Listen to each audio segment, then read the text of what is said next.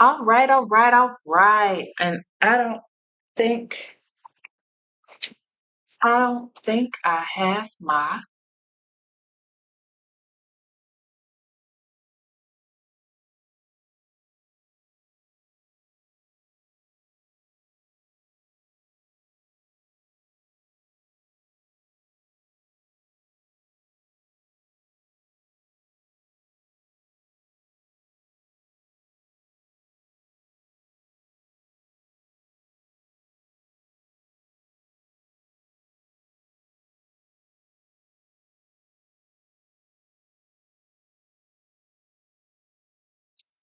Okay, there we go. I was like, I didn't have on my microphone. Okay.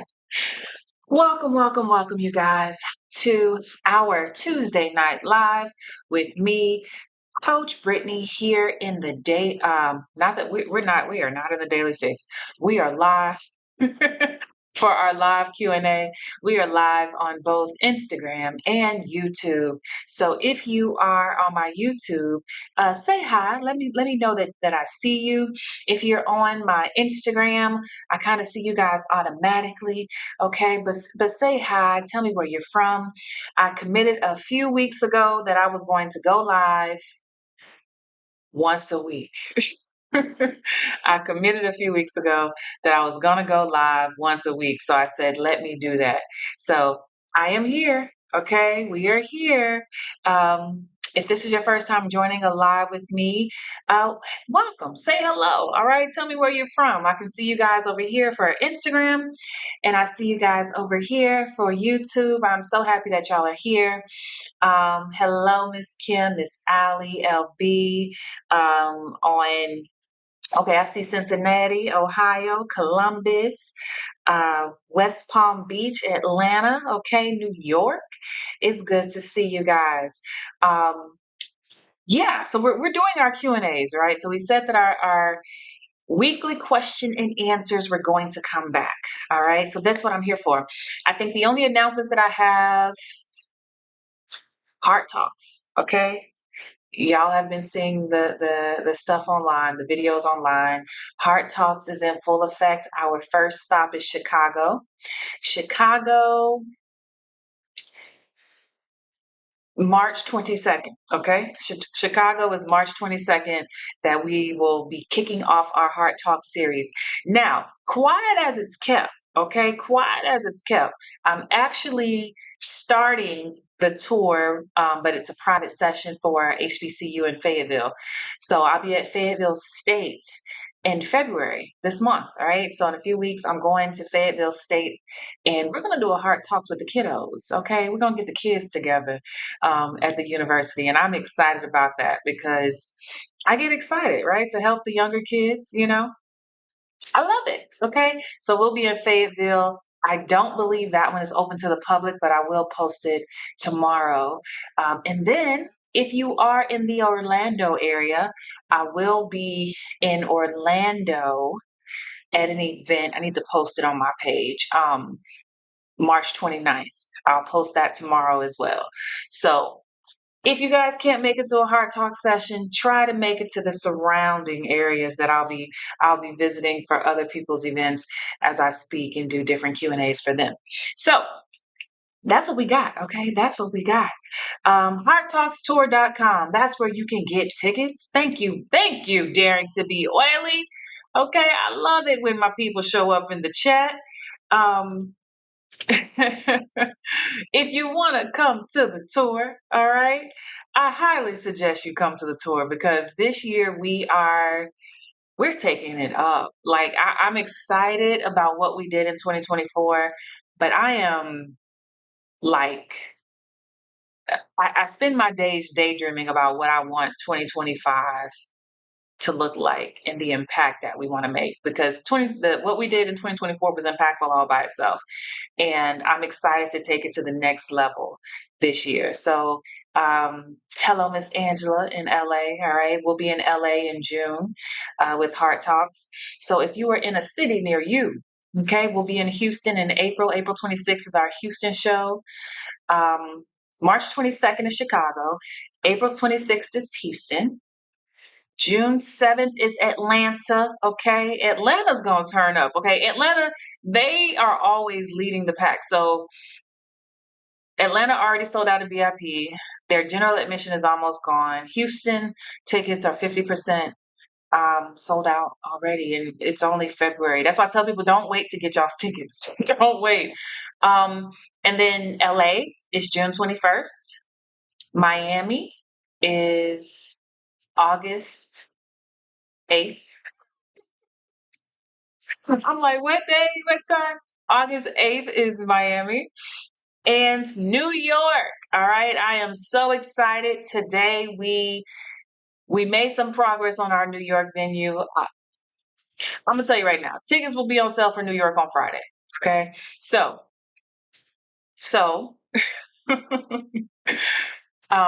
stay tuned, but tickets will be on sale for New York on Friday. All right. We'll release the venue and everything on Friday. Now, TDF is in the chat. I already see you guys. TDF, the Daily Fix, is my morning meetup crew. They are a part of a special community. They join me every morning, Monday through Friday, in my private community, and they work with me on different things. Now, the month of February, we're focused on growing our heart capacity, right? So for the month of February, we're talking about relationships. We're talking about how to equip ourselves to be ready and willing and open to participate in a loving, healthy relationship, whether it's romantic or platonic, right? So if you know that you're doing some hard work right now and you're trying to figure out how do I grow to be a more healthy individual for a healthy relationship, join the Daily Fix, all right? When you join the Daily Fix, you get access to over 200 hours of content. Over 200 hours of content. So if you like watching my clips, you get to go watch hours of me talking. And we talk about everything from relationships, communication, intimacy. We talk about identity. How do I figure out who I am? How do I figure out what I want? My purpose, all of that. We talk about men's issues, women's issues. Okay. A lot of people think that I work only with women, and that is not true. Okay. The Daily Fix has a lot of beautiful Black men in it. Okay. And we would love for you to join. So if you want to join the Daily Fix, go to thedailyfix.co and everything will be on there where you can join the Daily Fix. All right. We're going into our third year of the Daily Fix. So we're in it to win it. Okay. So if you know that you're ready to invest in your mental and emotional wellness, the Daily Fix is the easiest way to do it. Easy way to do it. All right. Okay.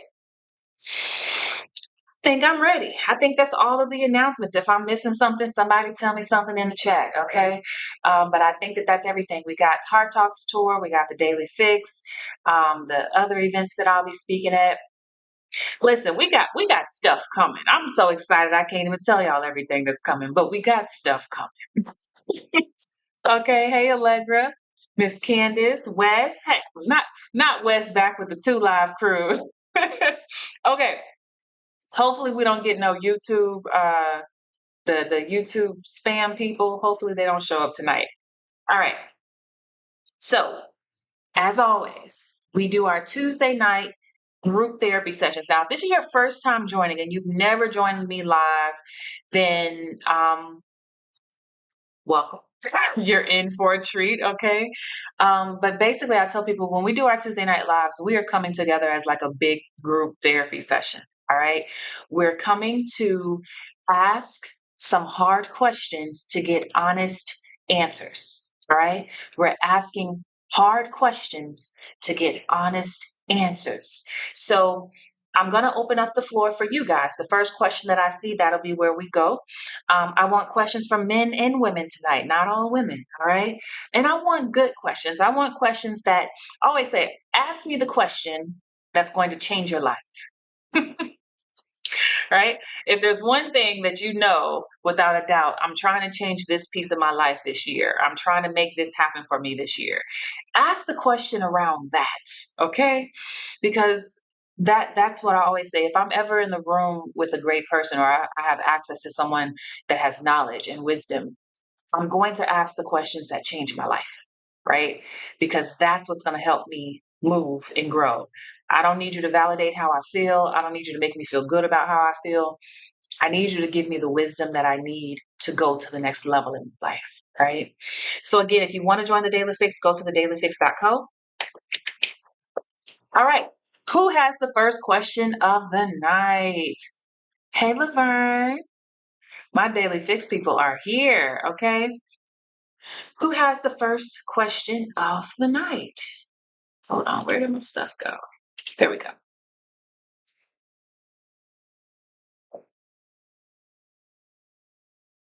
Okay, let's see. I see some on Instagram.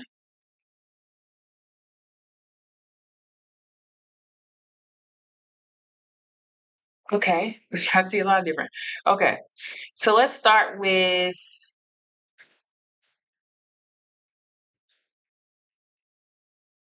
how should you deal with always feeling unappreciated? All right, we'll start there. How should you deal with always feeling unappreciated? Okay, and then I'm gonna come to 340's question. So don't let me forget that.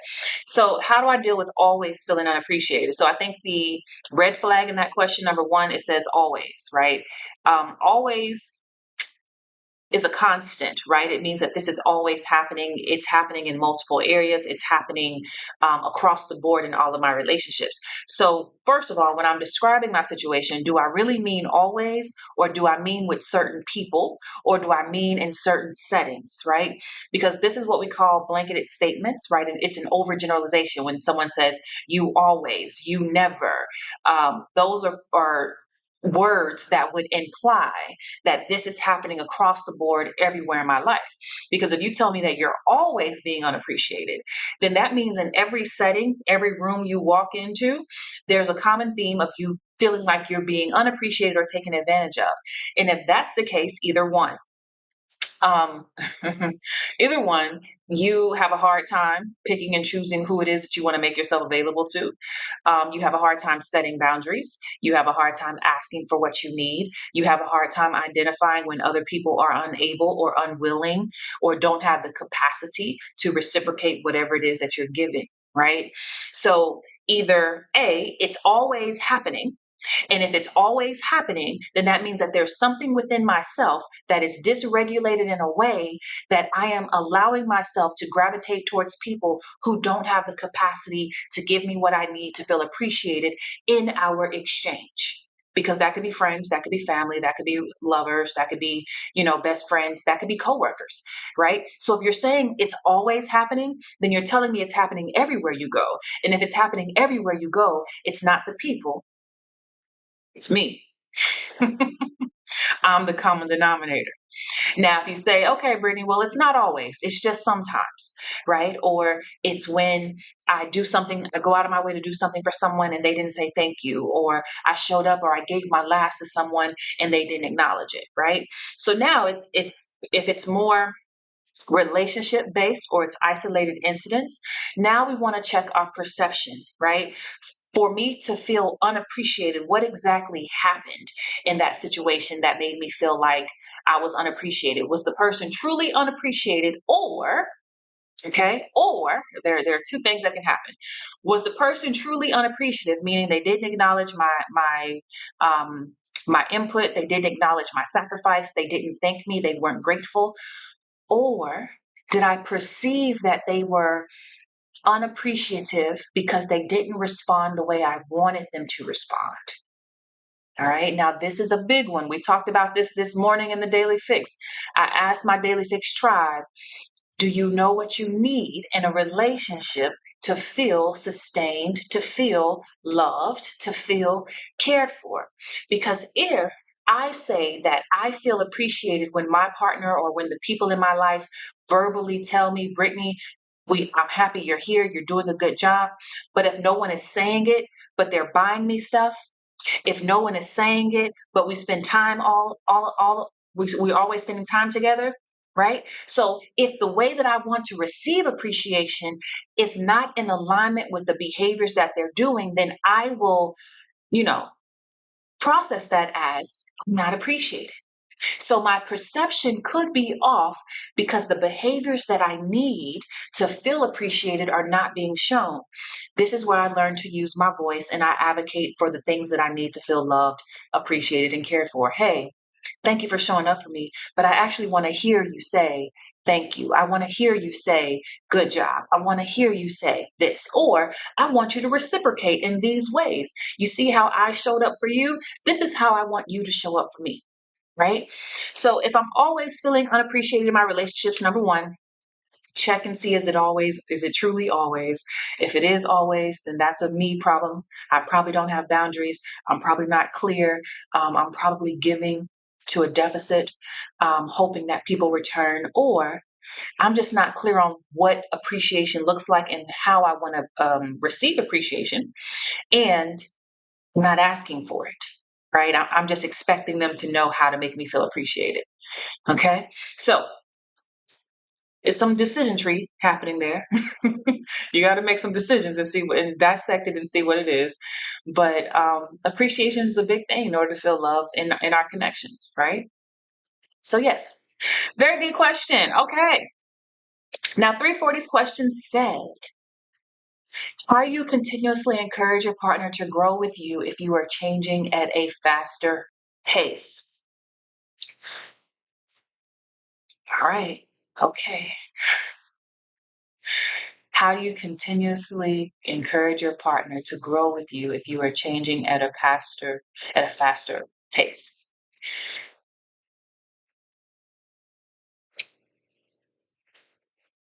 If your partner says, I want to grow, I want to change, and I'm doing these things in order to grow and to change, cool. The question then becomes, partner, how can I support you in your growth and your changing? Right? So the first thing is you have to ask them, in what ways can I actually support you in whatever your change process is?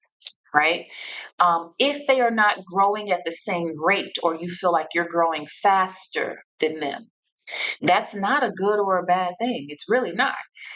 It's a matter of, even if I'm growing faster than this person, does this person have the capacity and the willingness to still meet the needs that I have in a relationship? Right? This is where we get into acceptance of our partners, because sometimes, especially with this, the younger generation. Okay, I know I'm a part of the younger generation. I just don't feel a part of the younger generation. Okay, I know I'm the younger generation, but I don't feel a part of the younger generation. Okay, but with our generation, okay, you see a lot of the hustle culture and growing generational wealth and pushing past our limits to create these amazing things, and so we're very ambitious, we're very go-getter, and so we get into our relationships and now we have these aspirations of the power couple and the things that we can do together and the things that we can do and grow, and so we have these great ambitious goals for our relationship, but the goals don't always make room for the fact that people are people. And people don't grow at the rate of my aspirations.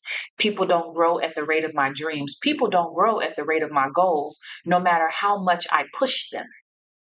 So if you are pushing and encouraging and supporting, and this person is either doing the best that they can and they're still not meeting the pace that you're setting, or they're not doing the best that they can because they actually don't want to do it in the first place, then what happens is I'm now pushing this person to be and become and do better and be better. And now what used to feel like love now feels like criticism. What used to feel like the person that I belong to, now I feel like you are not happy with me and I'm not enough. So it's not that we are pushing our partners to grow. At some point, we accept them for who they are. And for the goals that they set for themselves, I can only support you in the goal you set for yourself, but I cannot make goals for you. I cannot create, a pace for you. You set your own pace. You set your own vision, and the only thing we can do is decide whether or not our visions are in alignment with one another. That's what makes us compatible. But as far as the pace in which they move, you don't set that pace. So I can either accept them as they are and love them as they are, especially if even at a slower pace, they can still meet my needs, right? Or I say, because of this slower pace, the rate of their growth, my needs aren't getting met. I'm feeling unfulfilled. I'm not feeling seen. I'm not feeling supported. Those are reasons to say we're uncompatible. But to say we're uncompatible because they're not growing at the rate that I want them to grow, that's not loving. That's not loving. And that's more about me than it is about them. Right. So ask the question, how can I support you in this season with your growth and your goals? Right. And then keep conversation open about how we can love on one another as we're both growing. Right. What does that look like?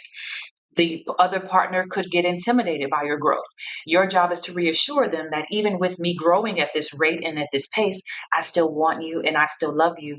I still choose you every day, even though I'm skyrocketing. I have no plans of elevating my life without taking you with me. So your job is to give them reassurance. Their job is to keep doing their part of growing, loving, supporting. But people are people. People are people. Okay.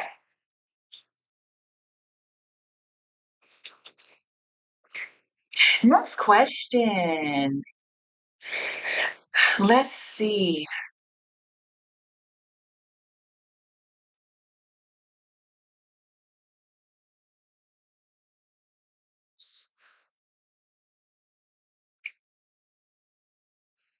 Huh, okay.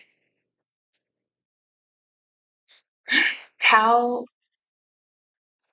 hold on. I feel like there's so many questions. Okay.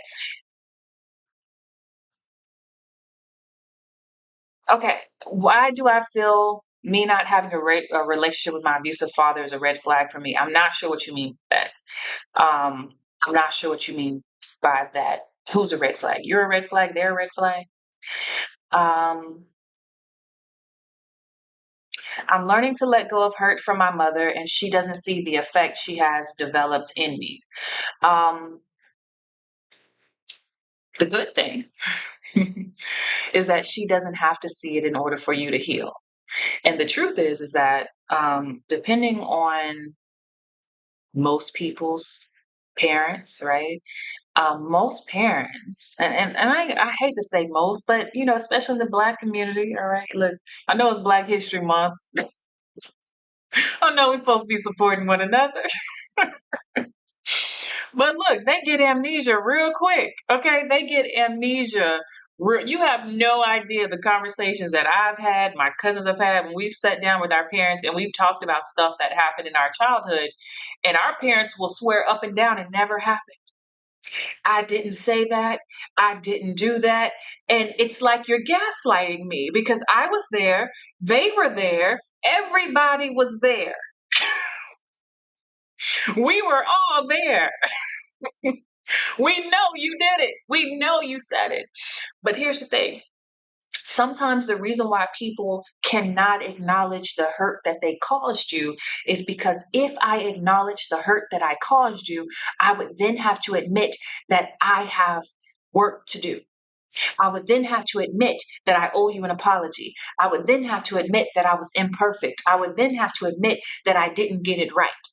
So many times, the reason why people refuse to acknowledge your pain is because acknowledging your pain means that I am admitting to myself that I was wrong. And in order for me to be wrong, that comes with shame, it comes with regret, it comes with disappointment in self. And so, in order to save my ego, I would rather tell you to your face, I didn't do it. I would rather tell you to your face it never happened, right? And so, hey, cool. If that's what you want your reality to be, cool. Because here's the thing, you don't need anyone else to validate your experience but you. You were there. You know what happened. You know what they said. You know what they did. In the same way that you did not need their apology in order for you to heal and to grow, you don't need them to acknowledge their wrongdoing for you to heal and to grow. What you can do is accept the fact that my mother, my father, whoever this person is, they are limited in their ability to see themselves. And to the extent that they are unwilling to see themselves, they will never see me. To the extent that they are unwilling to see themselves, they will never see me. So I have to release this expectation of us having a certain level of depth in our connection, a certain level of vulnerability in our connection, a certain level of honesty in our connection, because we can't get to that level of honesty and validation and love and connection where we also don't have truth. Those two things don't go together. So if we can never get to the truth of who you are, you will never get to the truth of who I am. And that means our relationship will always be surface level. I forgive you for who you were in the past, but because you are still that person, there are boundaries that I have to put in place to protect the healed me from getting hurt or wounded again, because you don't see yourself.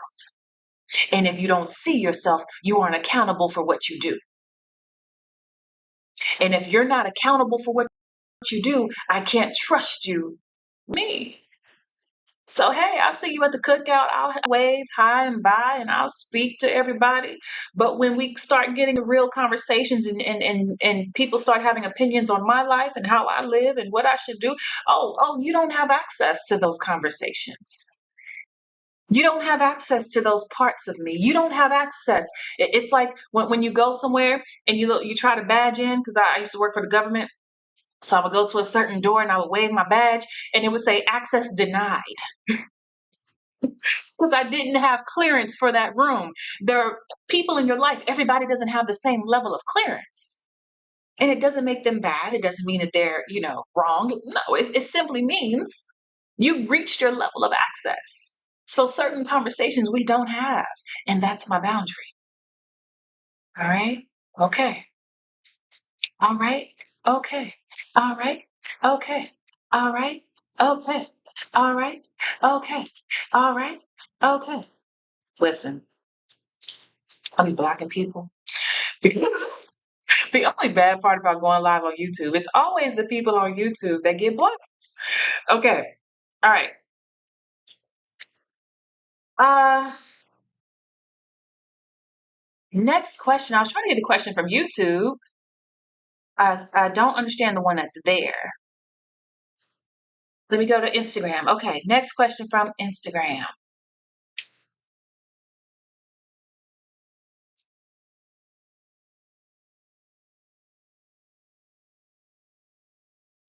How do I learn to fully forgive and forget? I acknowledge the apology in the moment, but later I feel all the hurt feelings again. Um, well, there's no such thing as forgiving or forgetting. That's not real. That's not possible, right? I can forgive you, but there's nothing in this world that's going to make you forget what happened, right? So the concept of forgiving and forgetting is not an actual thing. That will never happen. Okay. So one, I have to first understand, what does real forgiveness actually look like? Right? What does practical forgiveness actually look like? Practical forgiveness does not mean that I forgot what happened. And I can forgive you and still be wounded by what you did or what you said.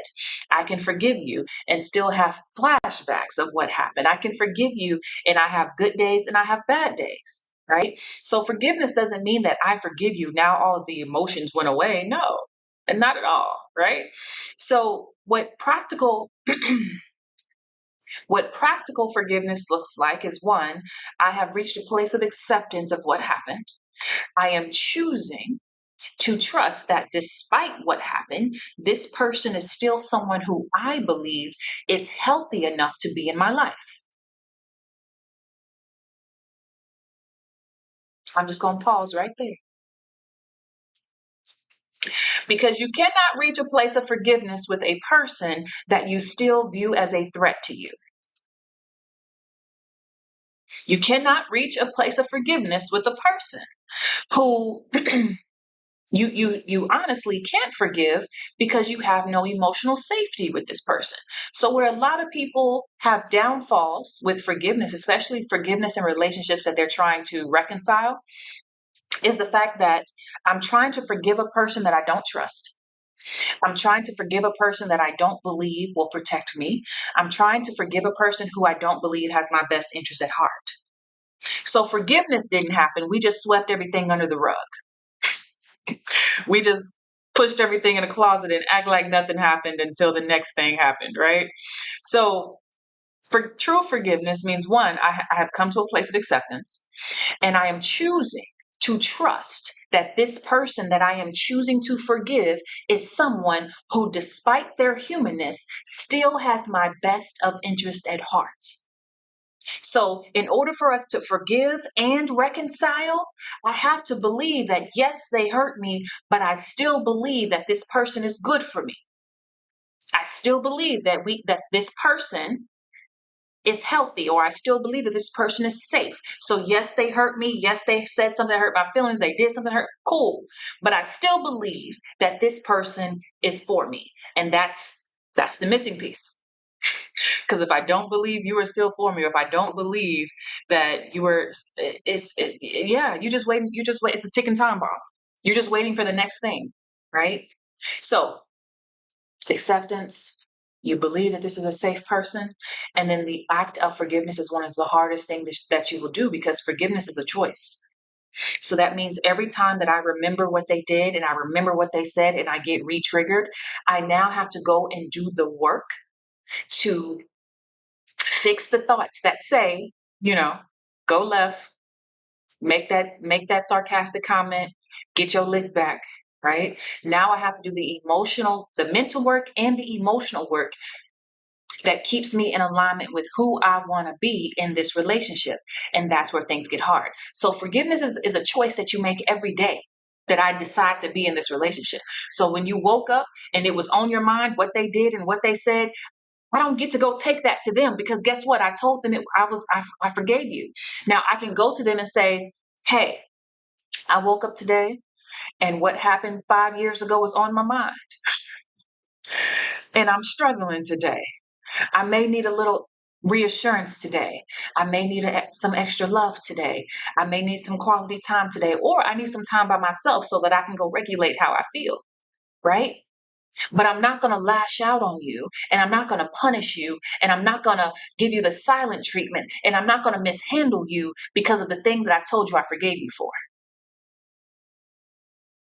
That's where therapy comes in. The hardest thing you will do is reconcile with the person and learn to to reestablish trust with the person that you love when damage has been done, right? So forgiveness is an act that I do every day. It is a decision. It is not this passive thing that just happens. It is a decision that I make every day, that I'm choosing to forgive you because I believe that what we have is worth forgiving you for. Okay? And when I've made that decision, I now have to regulate myself every day until forgiving you is as easy as I breathe. But we do it every day. All right? Okay, yeah. People have a lot of misconceptions about what forgiveness is. They think it's just this kind of like fairy tale concept, like you just flick a wand and it just happens. I said I forgive you, and no, that's forgiveness is one of the hardest things we will do in relationships. And let me tell you something. Okay, this is why I just love what I do. I can just talk for hours. Let me tell you something. Let me tell you something. One of the key to healthy relationships and long-term relationships, right? Forgive before resentment sets in. Forgive before resentment sets in. So what does that mean? That means that as I'm in relationship with this person, people are people, right? People are people. People are people. People do stuff. People say stuff. And it just so happens that the things that they do and they say can hurt my feelings. They can make me feel unseen. They can make me feel unimportant. They can make me feel neglected. And they can do these things without even knowing that they were causing any harm. right? They were just being who they were. They didn't know that saying that was going to hurt, whatever, right?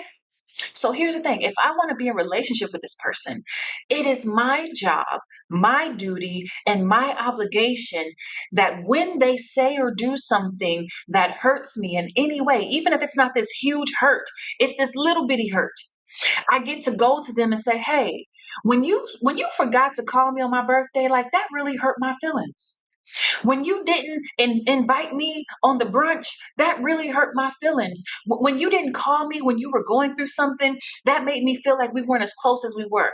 You go to them the minute that something feels off or something happens so that resentment doesn't set in. Because what most people do, especially in relationships, is our partners will do things that we don't like.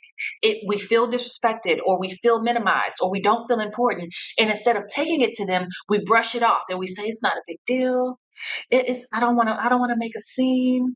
I don't want to. I don't want to. Tip the boat, whatever.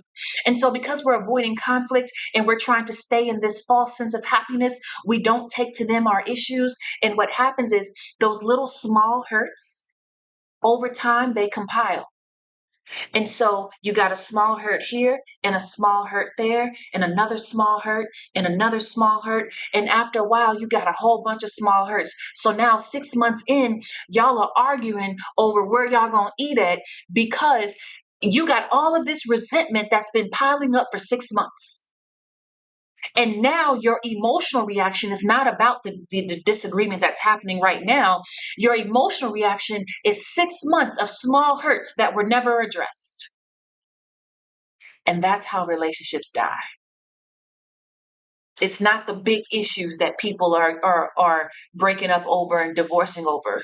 It's years of never addressing the small hurts and giving our partners the opportunity. Right? I told someone the other day, I said, hey, the thing you did hurt my feelings. And I didn't like the way it made me feel.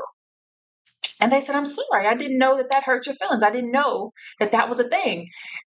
And I think I said, I just wanted you to have that information.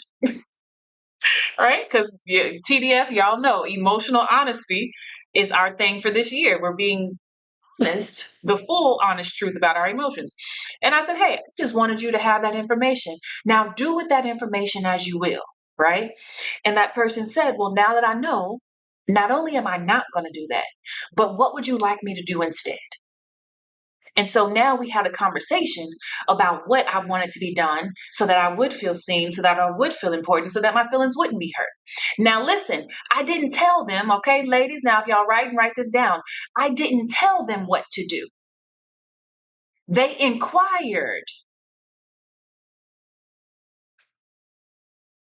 I didn't have to come to them and say, I don't like what you did. You hurt my feelings. In the future, you bet not do this and don't do it this way. No, we don't dictate. I invite you into a love experience with me, whether it's romantic, friendship, family. I invite you into a love experience with me. And I let you know, hey, and listen, it was a little hurt. It wasn't even a big thing. Like my feelings, I wasn't crying nowhere, right? I wasn't disheveled, but I knew that the minute that they did it, I felt something and I was like, oh, let me let them know. Because if I let it keep happening and it keeps happening, they're gonna come say hi to me one day and I'm gonna be like, I don't fool with you. I don't even fool with you like that. And they won't know why. Because for 6 months I have been compiling resentment instead of letting them know that thing you do, I don't like that. And I know you didn't mean anything by it. And I know you weren't trying to hurt my feelings, but I'm letting you know that when you do that thing, it actually doesn't feel good to me. And I'm giving you that information so that you can choose to do with it what you will. There will be some people who take that information and they do nothing with it. They don't change their behavior. They don't care that it hurt your feelings. And they say, oh, well, okay. I mean, this sounds like a you problem. Right. And then there will be people who say, I genuinely apologize. What can I do differently? Those are the people who value you. Those are the people who want your connection. Those are the people who see you as a person, right? Those are the people who are accountable for their behavior. So I have to give you an opportunity to meet my need. All right. The daily fix. I'm coming back down y'all street again because I know this morning was a hard session for y'all. I'm giving you the opportunity to meet my need instead of expecting that you don't want to meet my need. And then I just harbor all of this resentment. And then one day there's a blow up. Make sense? Okay. Emotional honesty. So, Daily Fix, y'all know this. Instagram, okay? If y'all haven't joined the Daily Fix, you're missing a lot, okay? Because this is all we're talking about for the month of February. I gave my tribe the task, right? 2025 is the year of expansion. And we are expanding in all areas of our lives. And one of the areas that we have to expand is our heart capacity. And I am pushing my tribe out of this idea that one, that it's okay to live in isolation, that it's okay to live solo dolo. I don't need nobody. Flights over feelings. I'm unbothered. There's no such thing as being unbothered. We all get bothered by something.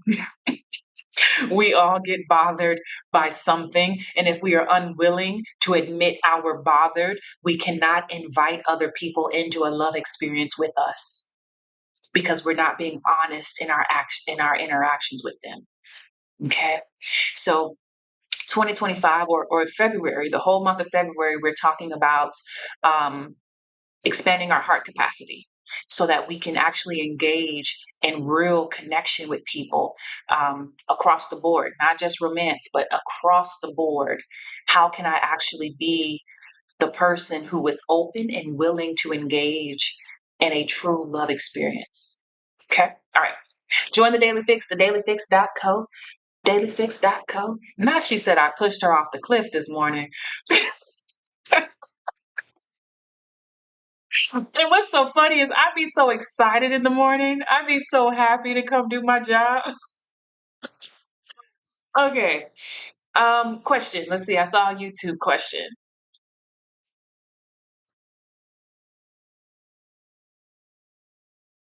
How can I connect and embrace my femininity in a relationship when I never had an example of it? You're surrounded by examples, right? You just have to pick the examples that you like, right? So I was raised by Amazons. I say that all the time.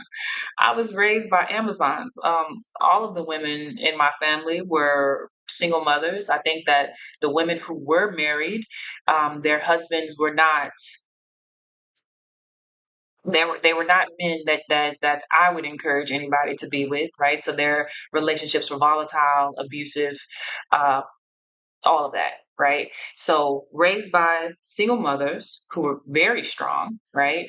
Who taught us how to care for ourselves, how to look out for ourselves. We had to always look out for our siblings and other people, right? So I was raised by the strongest of the strongest in Austin, Texas, okay? Texas of all places, okay?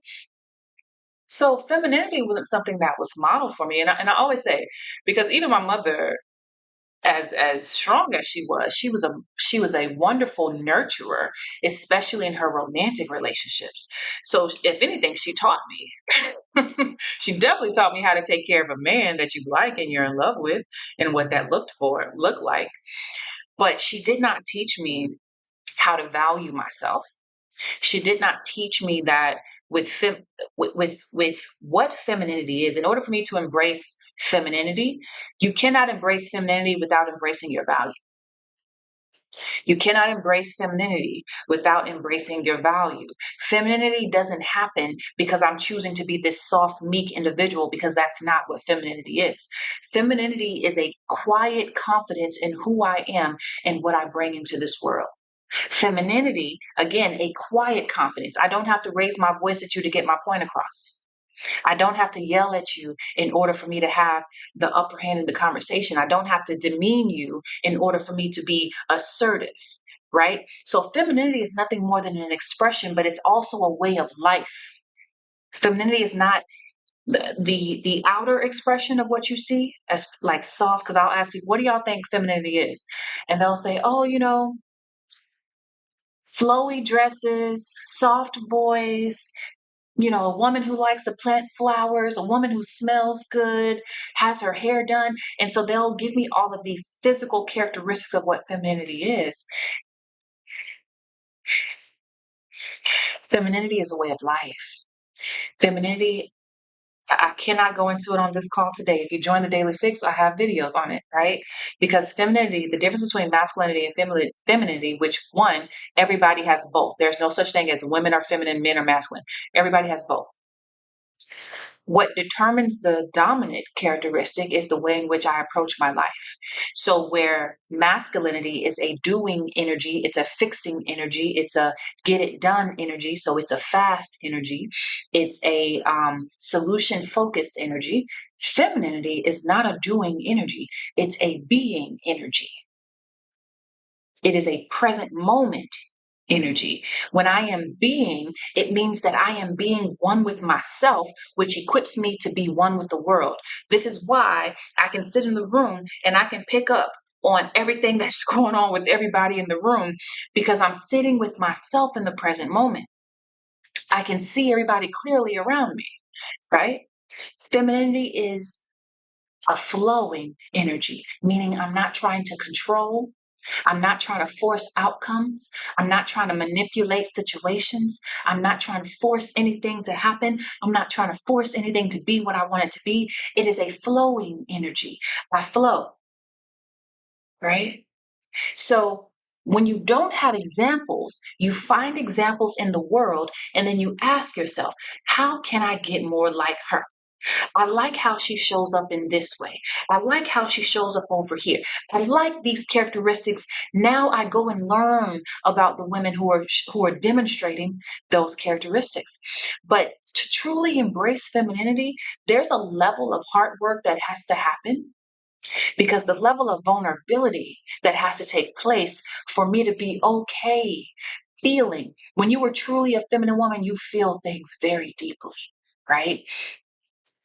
I got to be willing to sit in those emotions without sabotaging, without trying to numb them, without trying to medicate them. I got to be able to sit in them, observe them, acknowledge them without trying to fix them. They flow. Okay. Now I'm going to stop there because there's a whole bunch that I can say about that. But find women who and again, these don't have to be these could be women that you see online, but look at how they're moving and how they make decisions and how they respond to conflict. That's what'll show you what a feminine woman is. Okay. All right. Alrighty, alrighty, alrighty. Alrighty, alrighty, alrighty. Let's see. Let's see. What's the next question? Did I miss a question? If you're in Portugal, I think you can join the Daily Fix. Go to the website and see if it'll let you join. I think it'll let you join. I'm not sure, but I think so. Just try it. Just try it and email us if it don't work. I mean, if it don't work, ain't nothing I can do about it, but I think it works. Next question. I think I saw one. Let me go to Instagram. Okay.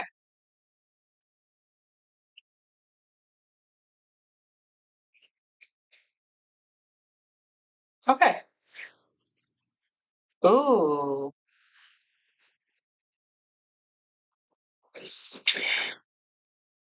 Okay. I like this question. How can you tell if a woman is ready for a relationship so that she won't end up using you later to bleed onto you emotionally, trying to achieve goals she made with her previous partner? Number one, that sounds very personal. Okay. So we want to make sure we have released hurt from old relationships before going into the next one, right?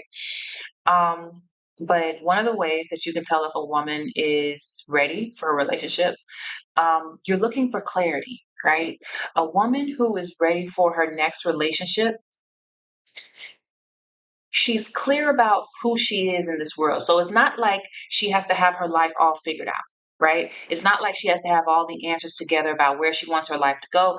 No, but she's clear about who she is and who she's not, right? So one, she's not, when you meet her, she's not putting on a front. She's not giving you a facade, right? She's very confident in who she is, like it, love it, leave it, right? So one, you're looking for a level of confidence that she's solid in who she is. Now, here's the thing. When a woman is solid in who she is, she comes with a certain amount of stubbornness, right? She comes with a certain amount of this is who I am, right? So she's not quick to change or alter herself to make you happy. All right. So a woman who is confident in who she is, she's not quick to change herself to make you happy. But you want that because when she's clear, it means one, she's done the work to understand changing myself to make somebody else happy is never going to work in the first place. So she's become comfortable in who she is. The more comfortable she is in herself, one, it gives you the ability to see her clearly and then decide, is this someone that I want to have in my life? Right. So it's easy to assess someone for compatibility and, how much do I like them? How much am I attracted to them when they're giving me their authentic self? Right. So, one, you're looking for a certain level of confidence in their self and who they are and how they present in the world. You'll know this because no matter what room you take them in, whether it's with their friends, your friends, family, work, how they show up is consistent. They're not one way with this people, another way with this people. They act like this behind closed doors. They act like if they doing all that shape shifting, if they doing all that shape shifting, I'm telling you right now, that she's not ready. Because if she's unclear about who she is, she's unclear about who she can be for you. Okay, now this is like I'm talking to my little brothers. All right. If she is unclear about who she is, then she can't be clear about who she wants to be for you. All right. Now, so one, you're looking for clarity. She's clear about who she is and how she's showing up in the world. Two, accountability. Right. I told the Daily Fix this morning. Where's my water? I told the Daily Fix this morning. Um, when you ask someone, when you ask someone, you know, why did your last relationship not work out? Right? Pay attention to the answer that people give you. Right? If the answer that they give you is very judgmental of their ex, or it's very condemning of their ex, or it's very, well, my ex cheated, or, they lied and they did this and they did that. If they're pointing the fingers in that answer, they're not ready. Because in every relationship, okay, there's never one person who's solely responsible for the breakdown in the relationship. When a person is ready to enter into the next relationship, they've taken full accountability for the ways in which they were a part of the breakdown. So even if my partner cheated, even if they lied, cool. Well, what was it about me that stayed? What was it about me that made excuses? What was it about me that didn't see what somewhere in there? They're taking accountability in that answer. So you're looking for a woman who has clarity. You're looking for a woman who demonstrates accountability in how she shows up in her life, right? Those are the two primary factors. Now, just because I'll give you a third one.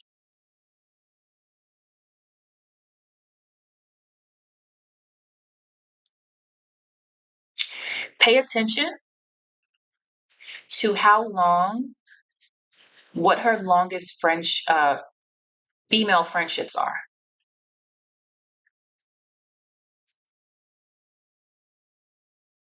I'm like, I don't even want to expand on that one. But pay attention to how long her longest female friendships are. And when you evaluate those friendships, it'll tell you a lot about who she is. If she says, this is my friend of 15 years, right? And you go meet the friend of 15 years, and friend of 15 years is on some BS.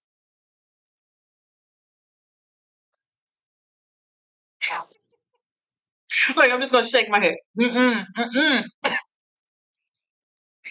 Right. Now, if you meet the friend of 15 years, right? And friend of 15 years, is stable, good job, they speak highly of one another. That lets you know, like, you can see someone's growth trajectory by who they remain friends with for that long, right? So, one, you do want, and this is for men and women, pay attention to how long their friendships are. If they don't have long friendships, you mean you went your entire life and not one person wanted to stick to you? You went your entire life and you couldn't maintain a friendship, which is less risky than a romantic relationship. That would tell you that somewhere in there, this person, unless they're military, because I know military people move around a lot, but even military people have like friends that are long distance and they're like, yo, we've been cool for years, right? But for the most part, when they have long-standing friendships, I should be able to see how you nurture because what you're looking for, it's not about the actual friendship. I'm looking for, do you know how to nurture connections? So we've been friends for 15 years, we've fallen out before, we've not seen eye to eye. We've had times where we were the best of friends, and then we had times where I was like, I don't really fool with her, right? So a 15-year friendship tells you that I know how to resolve conflict. It tells you that I know how to grow with someone, that you don't have to be one thing, that I can tolerate you growing throughout the years, right? So having long-standing friendship shows that I know how to nurture connections. So if I'm with someone and the longest friendship they got is 3 months, 6 months, and they met these people at their jobs or their last job, that it's, I won't call it a red flag, but it's definitely telling me something about how you nurture your relationships, right? It's telling me something about how you stick to people and how people stick to you. So if anything, it's very likely that with that person maintaining, making it through conflict, making it through the hard times, with that person going to be really touch and go. Okay? Touch and go. So yes, pay attention to their friendships. Look at the quality of their friendships because that will tell you a lot about who they are as well. All right.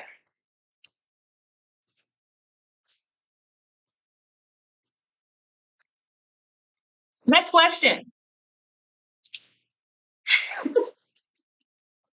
If y'all are new and y'all don't really know who I am, I'm Brittany Noel. I don't even think I did my introduction all the way. I am a mental health therapist here in Houston, Texas.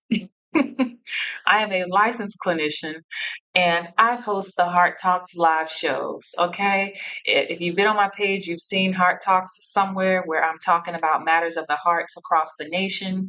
Come to a Heart Talks show. Okay. The Heart Talks tour is live and in full effect. You can get your tickets at hearttalkstour.com. We're going to be in Chicago in March, Houston in April. In June, we're going to be in Atlanta and LA. In August, we're going to be in Miami and New York. Okay. Look, I'm like, remember the dates. Remember the dates. Okay. Where's our next question? How do you stop hurting about your family not wanting you, but you want them? Asking from a person with abandonment issues. Um, so the key to healing that is has nothing to do with the family, right? If I want people who don't want me, th- then that means that I value myself so low, right? I value myself so low that I'm willing to choose other people over myself, right? So the key to healing from that is one, going to therapy, doing the work to understand why do I choose others above myself. And most times it is because when I've been abandoned, I feel like I'm not important. I feel useless. I feel worthless at times. And so that worthlessness drives me into connections where I'm trying to prove to people I'm worthy to be loved. See, love me, love me, love me. And so I'm doing all these things trying to prove to people to love me, which is actually proving that I don't believe I'm worth anything. So most the people that you're most likely to attract in that dynamic are people who don't treat you like you're worth anything because they know that they can manipulate you and take advantage of you. Right. So you're going to therapy so that you can undo the mental framework that tells me that I'm unlovable, that no one wants me, and I have to prove myself to be worthy of love. Okay. What about outside the US? Listen, I want to go outside the US. The issue is, right? Because y'all didn't ask me to come to Africa. Okay, South Africa is in my DMs every day. Africa, the UK, Canada, everybody has asked me to bring Heart Talks overseas, and I want to. I just got my renewed passport. The problem is, I don't know. I think people don't realize, like, I'm very involved in the planning of my tours, right? So, we're in the middle of hiring a tour manager, okay? But for the most part, I wouldn't know where to go. I wouldn't know what city to go to. And then it has to be enough of y'all for me to cover the expenses. So if you get about 500 to 1,000 people, call me and I will come over there. But it has to be enough people for me to pay to bring my team over there. So yeah, we're gonna figure it out though. I do want to go overseas. I do want to go overseas. The Caribbean, yes, I want to go to the Caribbean. Okay. She said, what if they don't let you back in the US? I mean, I ain't tripping. Okay, listen.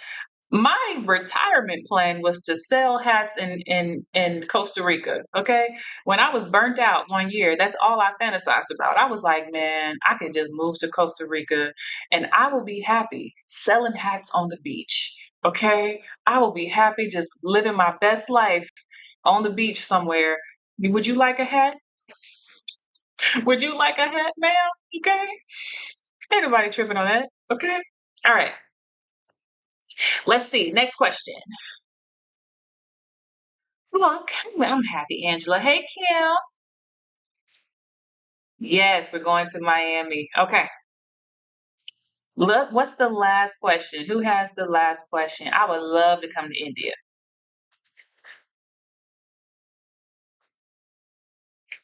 Who has the last question of the night? Oh, okay, great question. A hat and advice. You listen. I would give people a hat and wreck their life on their beach right there, just for just for unsolicited advice for everybody. Probably get thrown off the beach, okay? Ma'am, stop giving therapy to people while you passing out the hats. That's what I would do. That's exactly what I would do. How do you identify when you're in survival mode and what does breaking that cycle look like? Very good. Um, First of all, I will tell you, I wrote a book called Made for This, right? If you are in the middle of a difficult life transition, if you're going through a breakup, if you had some heartbreak, but you're trying to figure out self identity, especially after when life comes crumbling down, get my book Made for This. It's on Amazon. If you type in Made for This and then Brittainy, it'll come up. It'll come up. Um, but the key way, the easiest way that I can identify that you are in survival mode is one, everything is a fight. Everything is a fight. Whether people meant to offend you or not, you were offended. Whether people meant to rub you the wrong way or not, you were rubbed the wrong way. When I'm in survival mode, first of all, my fight or flight system is activated, which means I am always in a heightened state of arousal physically. So physically, my body is always geared for either fighting off a threat or running from a threat. So you're either always anxious, high energy, right? Always on your toes. You feel like something's around the corner because your body is in fight or flight mode. Or if it's in flight, this is where you feel exhaustion and you're shut down and all you want to do is sleep every day, right? And it's like you just want to put your head in the sand and just want everything to disappear. So when I'm in fight or flight mode, I'm either very wired up, ready to go, ready to fight something, or I am running from it the best way I know how. And this is where you'll see a lot of destructive coping skills. So physically you will feel it in your body. Now, unfortunately, because most people have been in fight or flight their entire lives, they think that's normal. They think that elevated sense of being on the go, can't sleep at night, your adrenaline is always up, your heart is always racing, you're always having the heat flashes.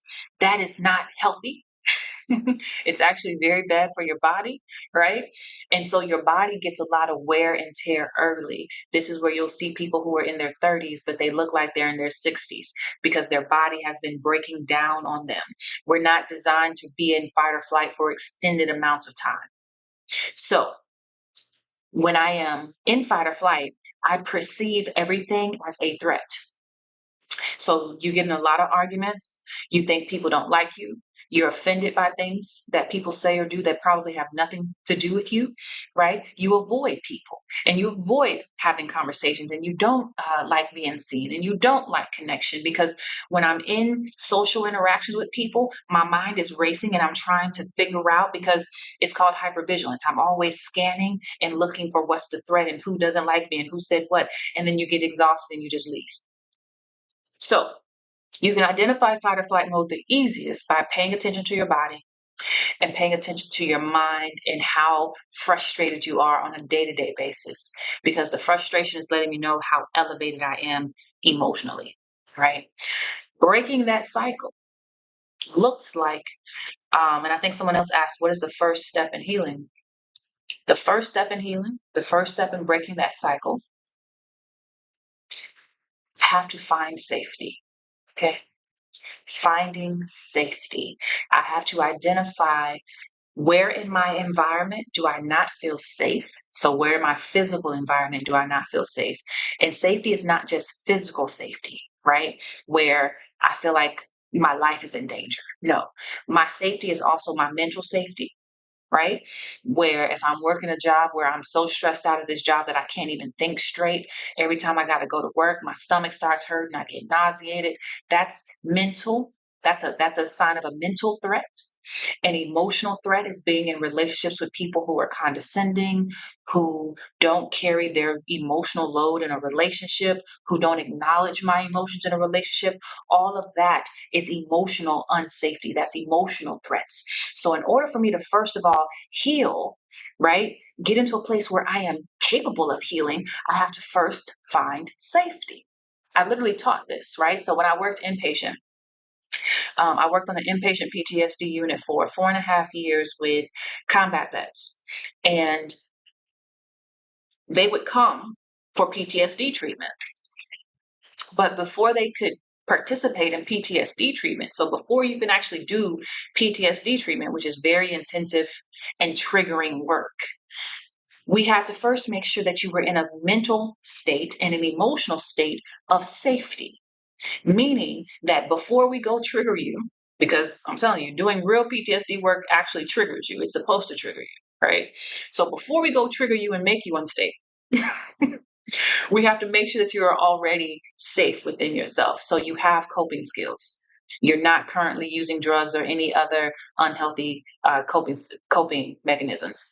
You are in a safe environment, meaning you're not stressed about bills or you're not worried about being put out on the streets. Like you have somewhere that you can live and go back to. Because if I'm stressed about where I'm going to live, I cannot do PTSD treatment.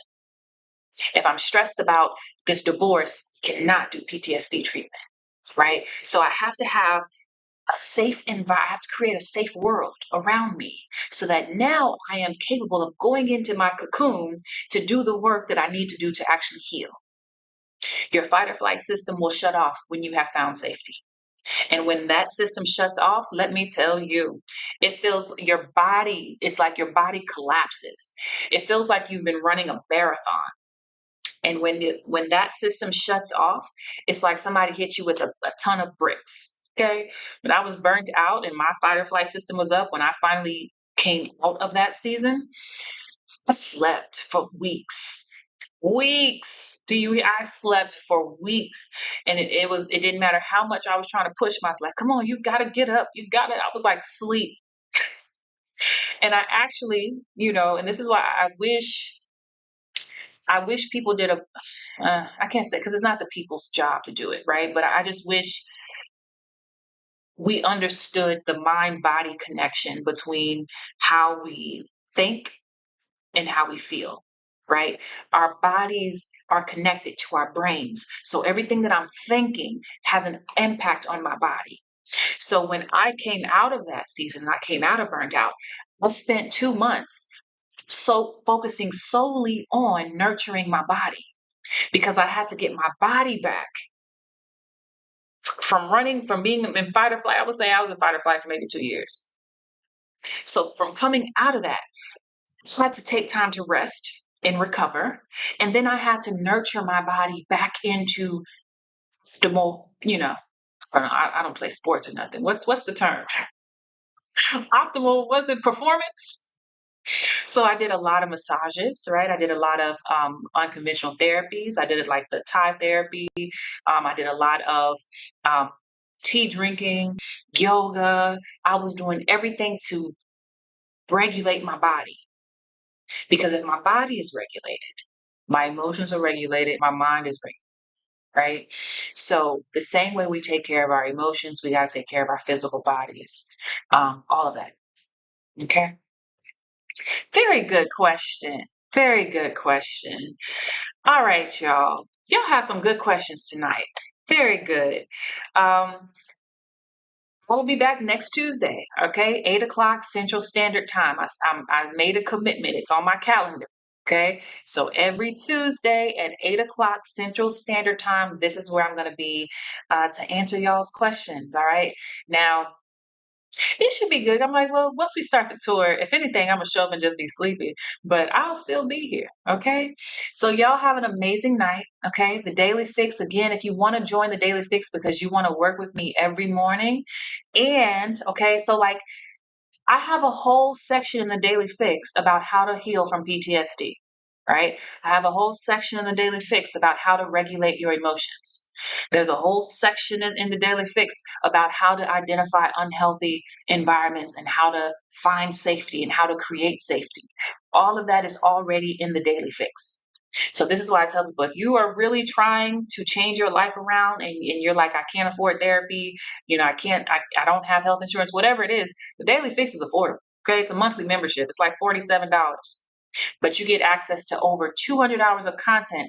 And this is all stuff that I teach and I have taught to my clients, right? And you get an amazing community because my community is thebomb.com. Okay. They're all in the chat. Okay. So, yes, join the Daily Fix. We would love to see you. All right. I'll be back next week. Daily Fix. I will see you guys in the morning. And yeah, have a wonderful night, you guys.